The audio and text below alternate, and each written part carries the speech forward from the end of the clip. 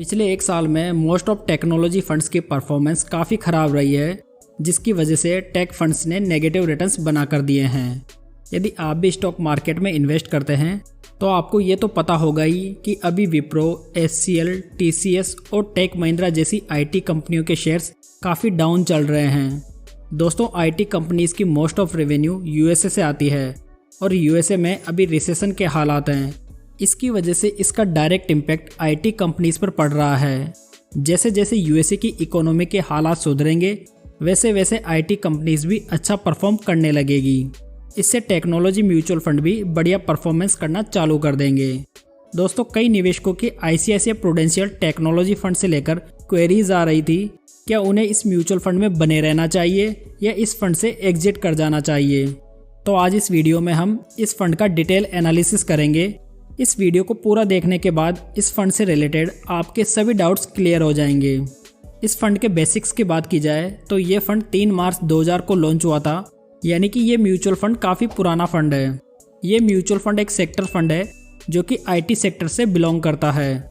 इस फंड के direct plan ने अपने लॉन्च की डेट से 22.59% के एनुअलाइज रिटर्न बनाकर दिए हैं, जो कि काफ़ी शानदार रिटर्न है। इस फंड का benchmark index S&P BSE tech TRI है। आगे बढ़ते हैं और इस फंड के रिटर्न्स को इसके बेंचमार्क रिटर्न से कंपेयर करते हैं। लास्ट 5 ईयर्स में इसके बेंचमार्क इंडेक्स ने 24.74% के रिटर्न बनाए हैं, जबकि इस फंड ने 26.87% के रिटर्न बनाकर दिए हैं। लास्ट 3 ईयर्स में बेंचमार्क इंडेक्स के रिटर्न 24.95%, जबकि फंड के रिटर्न 32.23% के रहे हैं। लास्ट 1 ईयर में बेंचमार्क इंडेक्स ने नेगेटिव 18.66% के रिटर्न बनाकर दिए हैं, जबकि इस टेक्नोलॉजी फंड के रिटर्न भी नेगेटिव रहे हैं, जो कि 19.31% के हैं। इस तरह हम देख सकते हैं कि ये फंड कंसिस्टेंट रूप से अपने बेंचमार्क इंडेक्स के रिटर्न्स को आउट परफॉर्म कर रहा है, परंतु लास्ट 1 ईयर में इसकी परफॉर्मेंस थोड़ी डाउन हुई है। वहीं दूसरी ओर देखा जाए तो बेंचमार्क इंडेक्स भी अच्छा परफॉर्म नहीं कर पा रहा है। इसलिए रिटर्न्स को लेकर इस फंड में हाल फिलहाल कोई विशेष चिंता की बात नहीं है। यदि आपने इस म्यूचुअल फंड में 7 साल पहले 10,000 पर मंथ की SIP स्टार्ट की होती तो आज आपके 8,40,000 की करंट वैल्यू लगभग 19,81,000 रुपये हो जाती। चलिए दोस्तों, आगे बढ़ते हैं और इस फंड को हम अब पोर्टफोलियो के आधार पर रिव्यू करते हैं। इस म्यूचुअल फंड के पोर्टफोलियो में कुल 5 सेक्टर्स के 47 स्टॉक्स मौजूद हैं, जिसमें टोटल AUM का 75.19% टेक्नोलॉजी कंपनीज में इन्वेस्टेड है, यानी कि टोटल एसेट्स का मोस्ट ऑफ पैसा IT कंपनीज में लगा हुआ है। इस म्यूचुअल फंड के पोर्टफोलियो का PE रेशो पीयर्स के मुकाबले कम है, मतलब कि वैल्यूएशन के हिसाब से ये फंड अभी ठीक ठाक पोजीशन में है। इसका PE रेशो 23.98, जबकि पोर्टफोलियो PB रेशो 5.44 है। अगर पोर्टफोलियो के टर्नओवर रेशो की बात की जाए तो ये वर्तमान में 73% है। टर्नओवर रेशो ये बताता है कि फंड मैनेजर पोर्टफोलियो स्टॉक्स को कितना फ्रिक्वेंटली बाई और सेल करता है। वर्तमान में इस फंड का AUM 8693 करोड़ रुपीस हो चुका है, जिसे फंड मैनेजर के रूप में मिस्टर वैभव दुसाद द्वारा 2020 से मैनेज किया जा रहा है। At present Mister Dusad total 4 funds को मैनेज कर रहे हैं। ये देखना इंटरेस्टिंग होगा कि वे आने वाले समय में इस फंड से कैसी परफॉर्मेंस निकाल पाते हैं। चलिए अब इस फंड को इसके रिस्क रेशियोज के आधार पर वैल्यू करते हैं। इस फंड का अल्फा रेशो 6.65% है, जबकि कैटेगरी का एवरेज अल्फा रेशो 5.17% है। अल्फा रेशो हमें यह बताता है कि फंड अपने बेंचमार्क इंडेक्स की तुलना में कितने अधिक रिटर्न बनाकर दे रहा है।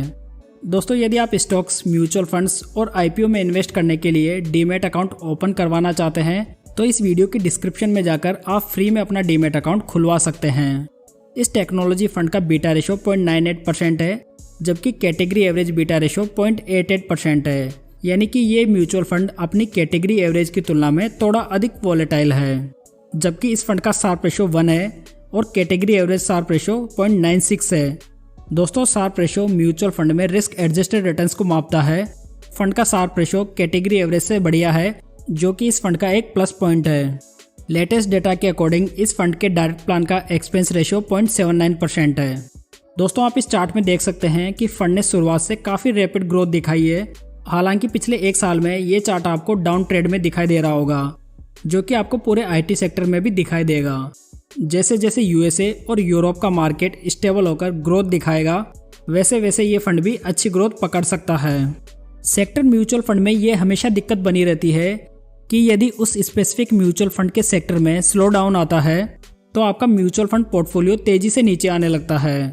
वहीं दूसरी ओर यदि आप किसी नॉन सेक्टर फंड में इन्वेस्ट करते हैं तो वहां पर आपको इतना तेज डाउनफॉल देखने को नहीं मिलेगा, क्योंकि इस प्रकार के म्यूचुअल फंड्स में कई सेक्टर्स के बहुत सारे स्टॉक्स मौजूद होते हैं, जिससे कि रिस्क काफ़ी हद तक कम हो जाती है। इसलिए आपको सेक्टर फंड्स में इन्वेस्ट करते समय अपनी रिस्क एपिटाइट का जरूर ध्यान रखना चाहिए। दोस्तों, इस म्यूचुअल फंड का रिव्यू आपको पसंद आया हो तो इस वीडियो को लाइक, कमेंट और शेयर जरूर करें और चैनल को सब्सक्राइब करना ना भूलें। तो चलिए दोस्तों, फिर मिलते हैं एक नई जानकारी के साथ।